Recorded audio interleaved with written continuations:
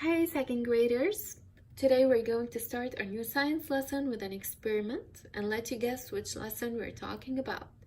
I have here one measuring cup filled with water that shows 100 milliliters. I already have it marked for you. And two other containers, they're empty, which are the cups of different shapes. Cup A is narrow and cup B is wide. I'm going to pour the water in both cups and mark where the water stops.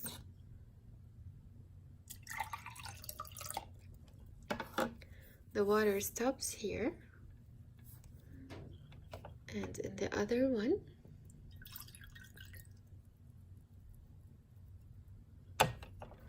water stops right here. Okay, so what do we notice? We notice that the water had different shape in this cup than the other one, because it was poured in two different shaped cups, and water level was higher in the narrow cup because it couldn't spread out like in this wide cup, so it had to go up. We conclude that water takes the shape of the container it's put in. Of course, we're talking about liquids. Today's lesson is about liquids and gases, which are the other two types of matter. This is lesson 3 from chapter 9. We're going to cover pages 310 till 313. So let's begin with page 310.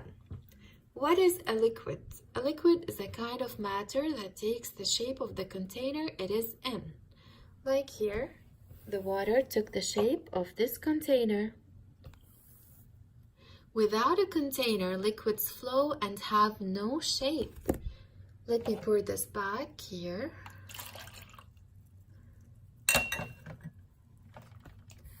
So, the water, when we first pour it, it takes no shape until it reaches a container.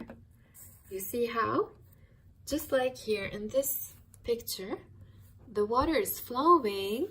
So this stage, the water has no shape until it reaches a container, then it will start taking a shape. Like here in this photo, we see a waterfall. The water is flowing until it reaches the lake, then it starts taking the shape of the lake. Now, all liquids have mass. Liquids can be thin, like milk, or thick like honey. Here I have milk. See how thin it is? It is easily flowing. And here, over here, I have honey. It flows a little bit slowly. So the thinner the liquid, the easily it's going to flow. The easier it's going to flow. Let's go to page 311. The amount of space something takes up is called volume. You can measure the volume of a liquid with a measuring cup, just like here, this measuring cup I have.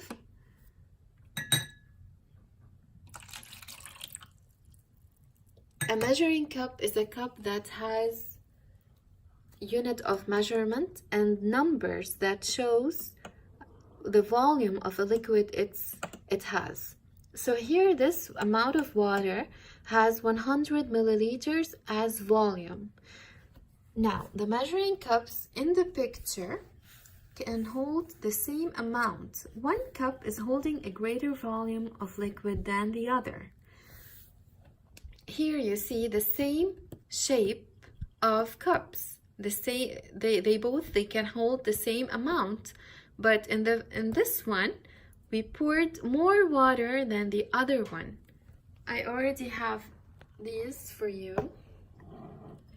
This cup shows 150 milliliters as a volume, and the other one shows 100 milliliters. So what do we conclude from this? We say that we have two same shaped cups, and they can hold the same amount of water, but one of the cups have more volume of water than the other.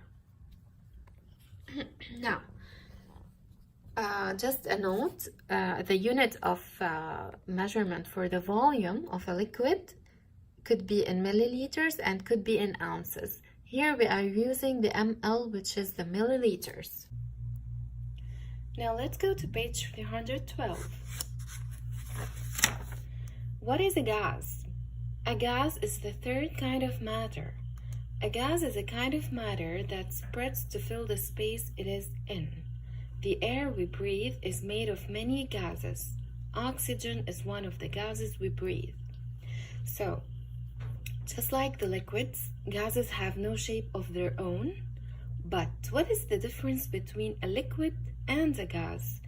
Here, when I'm pouring the water inside this cup, the water is only taking this space inside the container, only this, whereas the gas fills the whole container, no matter how much was the quantity. Okay, so here the water is only taking this amount, this space inside the container, not the whole container, whereas the gas fills the whole container. Here in this cup there is air. Okay, it's filling the whole container. Yes, we cannot see it actually, but it's here. Okay, now let's move. Oxygen is one of the gases we breathe. We need oxygen to survive. We cannot see the gases in the air, but they're all around us. We can tell gases are there when they fill a balloon or a beach ball. We can feel air moving on a windy day. So when we cannot see the air, as I said previously, but we can feel it when it's windy, when the atmosphere around us, the air is windy. We can feel it in our skin. We can feel our clothes are moving, the trees are moving, our hair is moving. Okay, so just like here we said previously, gases have no shape of their own. So the common thing between liquids and gases that they're both have no shape of their own. But the difference we said is that the water liquids only occupy it's their own volume. The rest of the container, when I poured the water here, the water only occupies its own volume. The rest of the container is air, which is gas. Okay, now here we see this little girl, and she's playing with this bubble. You remember this this bubble? It first of all we put inside it water and soap, and then in order to make bubbles, she blows it, and then the bubbles come out. So these bubbles are made of first liquids, and then when she blows them, she adds air to them. So the bubbles are made of liquids and gas also, which is the air. Let's move to page 313. Remember that anything that takes up space is matter. All matter has mass. How can you tell that air has mass? We have to look at this picture. That stick, the stick acts as a balance. Here the stick is acting as a balance. Remember the balance that we spoke about earlier? The balloon filled with air, this one, has more mass than the one without air. I already have this demonstrated for you. Here, this is the stick right here, and here I have the balloon. This is empty. The other one, it's blown. It's filled with what? Air, of course. It should be filled with something. It's filled with air, which is the gas. So the balloon that has air inside it, it's heavier than the one that is empty. Okay, so this proves that air has mass, or the gas has mass in general. Okay, now another proof for gases that they fill the space they are in is perfumes. I'm going to show you this perfume here. I'm going to spray the perfume into the room. In a moment, the whole room is going to smell as this perfume. So when I spray this perfume, the whole room is going to smell as it. Then it spreads to the entire room. So here the room is like the container to the perfume gas. Okay, so that's it for this lesson.